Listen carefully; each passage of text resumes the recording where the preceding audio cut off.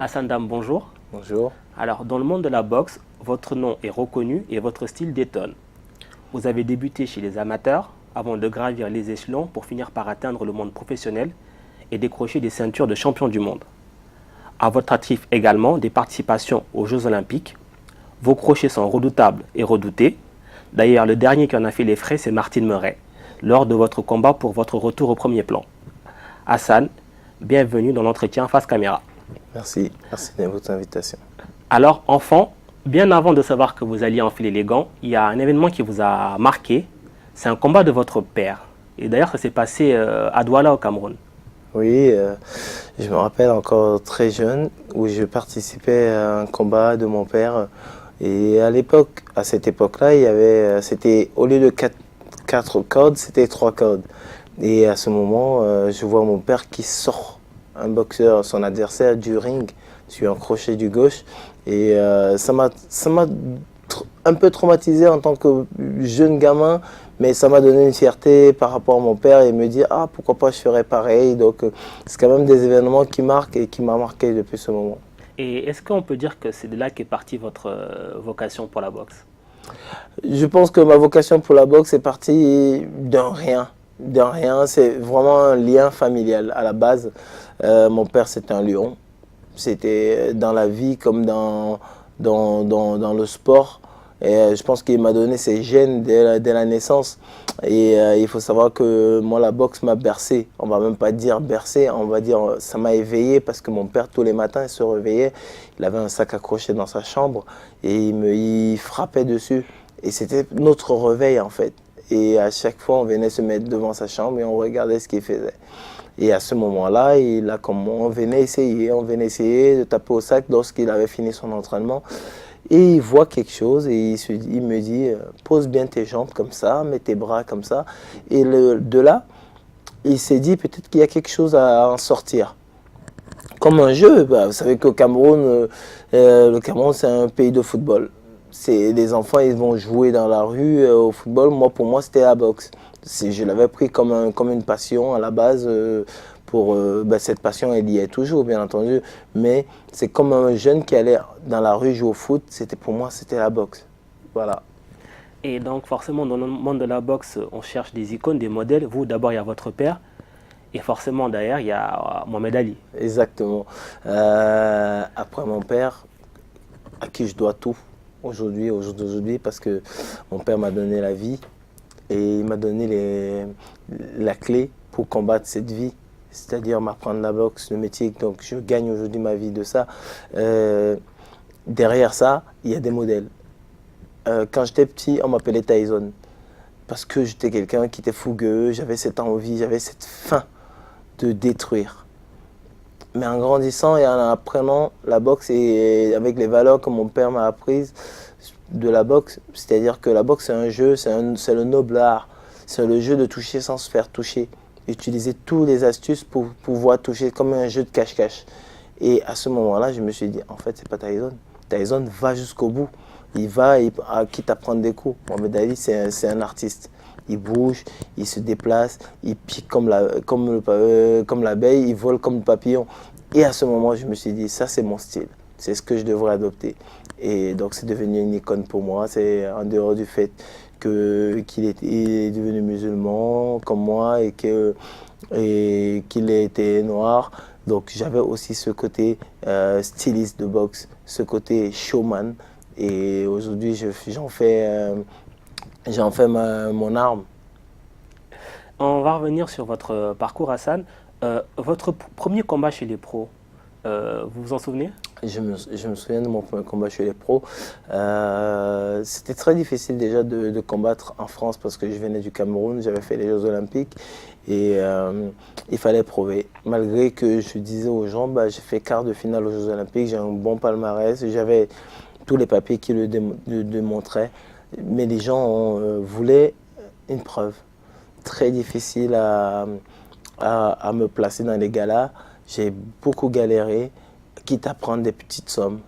Et pour moi, c'était même pas l'argent qui m'intéressait, c'est boxer aux yeux des gens et montrer ce que ma valeur aux yeux des gens. Et je m'en souviens, c'était à Tours. Et J'ai fait ce combat contre un adversaire super intéressant et beaucoup plus coté que moi. Et je l'ai battu par aide d'arbitre. Et je me rappelle très bien. Mais avant ça, il y a un grand moment que vous allez connaître, vous en avez parlé, c'est les Jeux Olympiques. On est en 2004 à Athènes.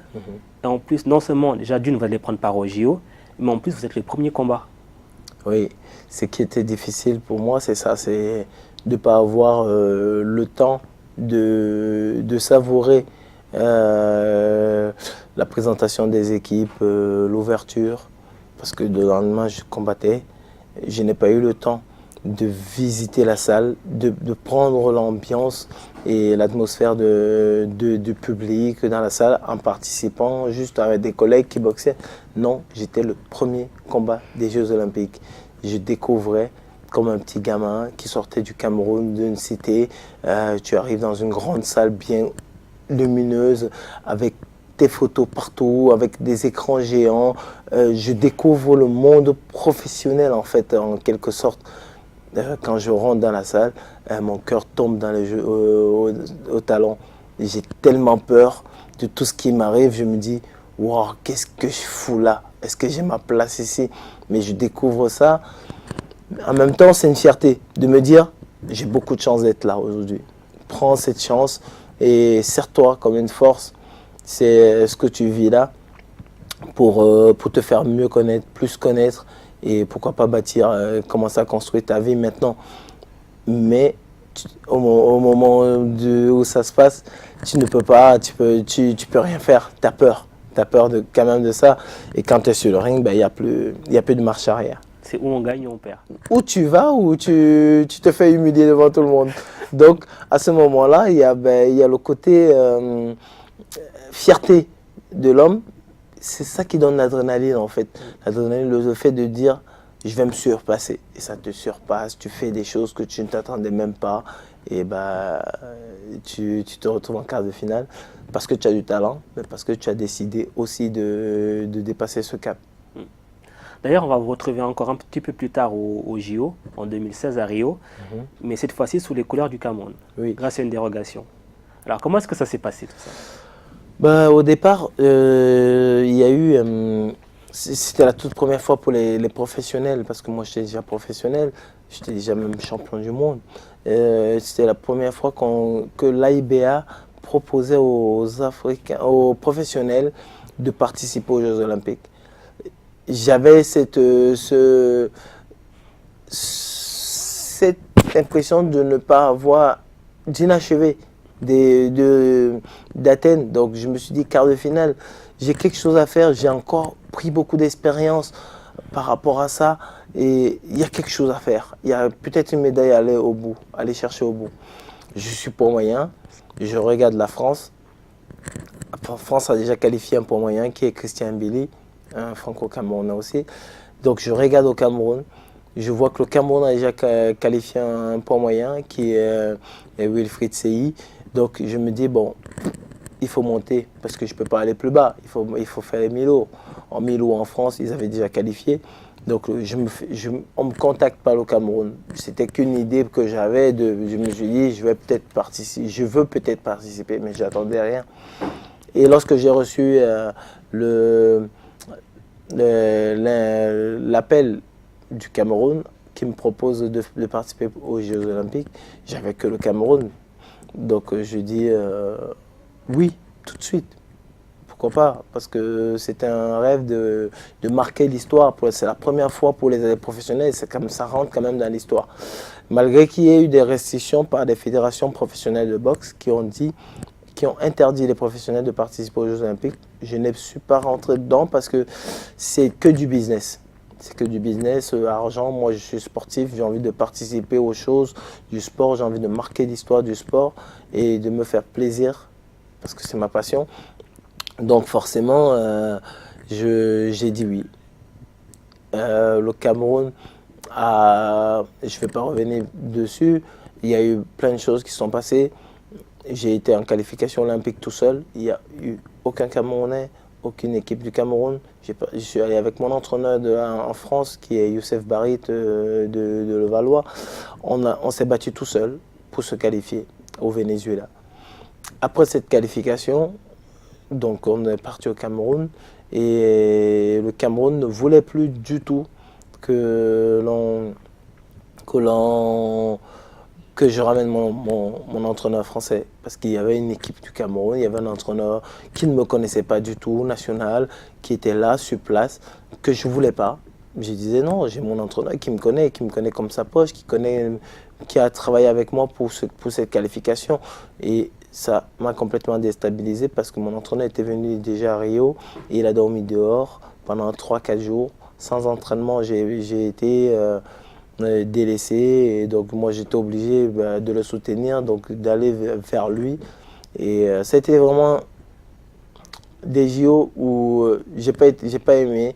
Ils m'ont foiré mes JO. Je dirais ça comme ça, ils m'ont foiré mes JO et de surcroît, ils m'ont pas payé. En plus. Voilà. Donc il y a eu des problèmes d'argent avec l'équipe et toute la délégation camerounaise qui réclame encore de l'argent jusqu'à aujourd'hui. Après, moi, je n'étais pas là pour l'argent parce que je venais défendre les couleurs de mon pays. J'avais le cœur, le sang qui parlait. Mais aujourd'hui, c'est derrière moi. Je regarde devant. D'ailleurs, justement, on va parler des choses positives maintenant. On va revenir un petit peu avant 2016, on est en 2010. Vous participez au championnat du monde en battant l'Argentin Omar Gabriel par KO. Oui.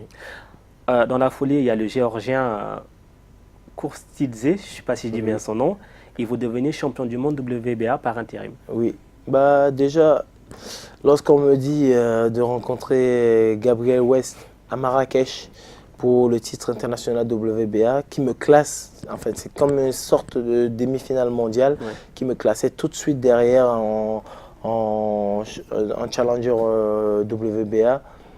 J'ai dit oui parce que je me dis c'est une logique des choses. J'ai été en 2008, j'ai fait la révolution en 2008 du grand tournoi où on ne m'attendait pas vraiment. J'ai gagné ce tournoi-là où il y avait 32 meilleurs boxeurs en France et en Europe. Donc j'ai tout donné. Et les gens ont commencé à me connaître. J'ai commencé à mettre en place mon image avec mes entrées en dansant, avec ma boxe. Donc les gens ont commencé à me connaître. La France a commencé à découvrir qui était le vrai Hassan Dame. Et à ce moment-là, il fallait gravir les échelons pour pouvoir gagner parce que je m'étais annoncé déjà champion du monde. J'avais dit je veux être champion du monde et que tout ça c'était des étapes. Je m'étais avancé et vous savez ce que c'est en France. Quand on s'avance, il faut assumer après derrière. Donc pour moi c'était une étape importante pour arriver à mes fins. Et lorsque je les bats au KO 8e round, je me dis, ça y est, je suis à la porte d'un championnat du monde. Et j'étais très, très, très content. Et ce championnat du monde contre ce Géorgien Aftindi Kourstidze était le championnat du monde le plus difficile de ma carrière. Parce que c'était un adversaire qui ne lâchait rien. Il était très teigneux. Il y a même eu des controverses, des personnes, bien entendu, qui ont dit oh, c'est un peu limite, tu as gagné limite, tu n'as même pas gagné. Après, on ne va pas se fier aux gens. Il y avait des juges qui étaient là, qui ont jugé que j'avais gagné. Donc, oui, c'était un combat dur, mais j'ai été champion du monde par les tripes. J'ai donné tout. J'étais blessé au premier round à l'arcade, au deuxième round de l'autre côté. Donc, j'avais les deux yeux fermés de sang, mais je boxais avec mon ombre. Avec l'ombre en face de moi, mais je n'ai pas lâché. J'ai dit je vais être champion du monde, c'est mon objectif et ça c'est ma destinée. Et j'ai été. Et qu'est-ce qui se passe dans la tête du petit garçon de Newbelk qui devient champion du monde? C'est-à-dire qu'il n'y a personne au-dessus. Ouf, en fait on ne réalise pas tout de suite. On ne réalise pas tout de suite, on est content de ce qui nous arrive. On essaie de fêter avec les gens qu'on aime, mais on regarde à travers les gens en fait. On se rend compte de l'importance de la chose à travers le regard des gens, à travers ce que les gens expriment. Oui. On se dit, putain, ils sont contents pour moi. Pourquoi est-ce qu'ils sont autant contents? Mais en fait, on ne se réalise pas qu'on est on est au toit du monde à ce moment-là. Et quand on se rend compte, il y a deux cas de figure. On se dit, est-ce qu'on reste soi-même et on garde la tête sur les épaules ou est-ce qu'on flambe? Et si on flambe, heureusement que je n'ai pas été élevé de cette manière-là parce que on se dit, bah, si on flambe, bah, on oublie tout ce qui va avec, c'est-à-dire l'entraînement, on oublie les vraies choses, pourquoi on est là, et ben, on retombe dans l'ombre, ce qui fait que forcément au niveau sportif, ça ne suit plus. Hein. Et donc, ouais, je me suis dit, autant mieux garder la tête sur les épaules pour ne pas changer. Et c'est ce que je suis jusqu'à aujourd'hui, j'ai jamais changé. D'ailleurs, ça vous a réussi parce qu'au total, vous allez être 5 fois champion du monde. Pendant un petit moment, vous avez observé une petite pause. Oui. Vous êtes revenu dernièrement lors d'un combat remarqué, justement, je disais en introduction, face au Britannique Martin Murray, Oui. que vous avez gagné. Et maintenant, il se dit que potentiellement, ben, vous pouvez viser Canelo Alvarez. Oui, déjà, on va remettre les choses très bien dans le contexte. Oui, j'ai marqué 14 mois d'arrêt après ma dernière défaite contre Murata, que j'ai battu pour un championnat du monde au mois de mai et que j'ai redonné la revanche tout de suite au mois d'octobre, le 22 octobre. C'était un combat qui m'a beaucoup marqué, la défaite, parce que je me suis jamais posé la question de dire que je vais sortir. Je sais que j'avais encore les moyens. Je n'étais pas bien préparé pour ce combat avec tout ce qui s'est passé avec mon entraîneur à Miami. Il y avait eu l'ouragan qui m'a bloqué par rapport à ma préparation. Donc il y a eu beaucoup d'événements qui ont fait que je ne suis pas arrivé à 100% à ce combat. Mais quitte à perdre mon titre parce que la WBA voulait automatiquement que je la défende ce moment-là. Donc il n'y avait pas de report possible. Quitte à perdre mon titre, j'aurais préféré le perdre sur un ring, en me battant, en donnant le maximum de mes chances pour pouvoir le garder. Et donc après ça, j'ai dû changer tout autour de moi. Parce que j'avais une équipe, je vais appeler ça comme ça, de bras cassés. L'entraîneur était bien, sauf que ses stratégies marchaient une fois sur deux parce qu'il voulait que je sois ce qu'il est, pas ce que je fais d'habitude et ce que je suis moi. J'avais un manager qui ne pensait qu'à ses intérêts. Il y avait un promoteur avec qui ça se passait très mal. Donc il a fallu changer tout ça autour de moi. Aujourd'hui, je suis à Monaco avec Ambitious Expertise. Ambitious, c'est une équipe où on a, en fait, qui s'occupe des sportifs de haut niveau. Nous, en tant que sportifs, on va souvent aller chercher tout autour de nous. C'est-à-dire qu'on va aller chercher l'entraîneur, on va aller chercher le sponsor, on va aller chercher le préparateur physique, le kiné. Ambitious a déjà tout ça autour de lui. Et donc, quand il va sur le sportif a déjà tout ça autour de lui. Donc, ça fait qu'on n'a plus rien à se poser comme question. On s'occupe que de nous et de ce qu'on sait faire. Et il a fallu apprendre à se connaître, bien entendu. Ça prend du temps avec ton entraîneur, les stratégies, la façon dont il veut travailler avec toi. L'entraîneur n'est pas très connu au niveau boxe. Donc, beaucoup de questions. On se pose beaucoup de questions. Est-ce qu'on a fait le bon choix? Et les gens qui critiquent derrière. Qu'est-ce que tu fais avec cet entraîneur? Qu'est-ce qu'il t'apporte? Qu'est-ce qu'il t'apprend? Mais moi, en tant que boxeur, je sais que personne ne peut plus m'apprendre la boxe. Aujourd'hui, ce que j'ai besoin, il me l'apportait. C'est-à-dire apprendre des stratégies de combat. La boxe, je sais le faire. N'importe qui, n'importe quel entraîneur ou grand entraîneur ne va plus m'apprendre, juste me dire comment je dois faire certaines choses. Et c'est ce que j'ai trouvé. J'ai trouvé cet équilibre-là à Monaco et autour de moi. Et je remercie bien entendu Jean-Marc Tosca, l'entraîneur et l'initiateur de ce projet Ambitious. Donc, franchement, après ça, 14 mois, donc j'ai trouvé un manager en Angleterre qui s'est occupé de mettre en place tout autour de moi. Je devais boxer déjà en septembre en Arabie Saoudite contre un autre Anglais qui a refusé à la dernière minute parce qu'il s'est dit non, j'ai juste donné mon accord verbal et voilà, qui s'appelle Chris Eubank, donc tout le monde connaît bien dans le monde de la boxe. Je voulais en fait tout de suite un gros combat, revenir sur le haut plan parce que j'ai plus rien à perdre, je n'ai plus rien à prouver. Aujourd'hui, j'ai juste à prouver que je suis encore au top, je ne suis jamais parti. Et c'est ce que j'ai fait samedi dernier contre Martin Murray. Lorsqu'il a accepté, et il a accepté de défendre son titre contre moi, c'était une opportunité de prouver au monde entier que j'étais encore là. Et c'est ce que j'ai fait avec brio. Je considère ce combat comme le plus beau de ma carrière. Parce que quand je le regarde et quand je cherche des fautes, parce que je regarde mes combats justement pour trouver des fautes, des failles, mais je vois, il y en a. Il y a bien entendu, il y a des fautes, mais tout est millimétré, tout est beau. La stratégie de mon entraîneur, il marche bien. Bouger à bon escient, pas bouger pour rien, frapper à bon escient, prendre son temps, être patient, laisser passer l'orage. On a 12 rounds et physiquement, j'étais au top pour les 12 rounds. Quand on vous voit comme ça, on sent qu'il y a encore une fin, que ce n'est pas fini. Et le champion que vous avez été, donc 5 fois champion du monde, est-ce que quelque part dans votre tête, il n'y a pas l'envie d'aller chercher un 6e titre? Quand on est dans le... En fait, je suis quelqu'un qui est très objectif. J'aime pas m'asseoir sur ce que j'ai.